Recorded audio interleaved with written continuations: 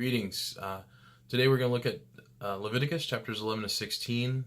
It's broken up a little bit differently from our reading plan, but chapters 11 to 16 deal with purity.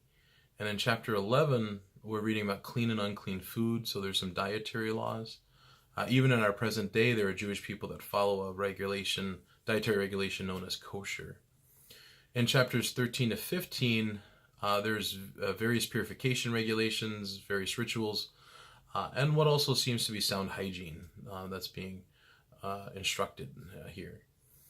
In chapter 16, we get the Day of Atonement. Now, the Day of Atonement is serving as a connection between purification and holiness. We've been reading about purification up to now, and holiness we'll be reading from chapter 17 forward.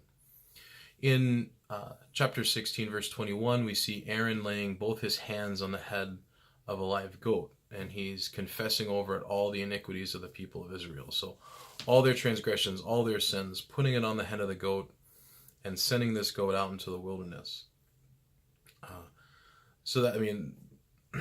That's a powerful image, right? And kind of seeking atonement for the whole community by putting all their sins there and banishing this goat.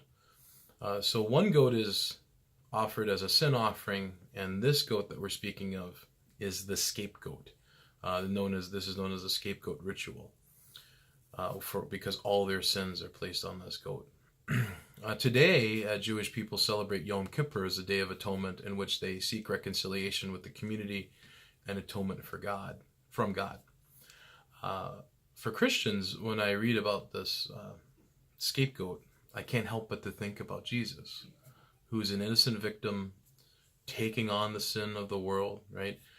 In many ways, banished and alienated from community, from humanity is crucifying the living God. But he takes on the sin of the world so that we might have reconciliation and atonement with God. Those are some thoughts for today. Take care and God bless.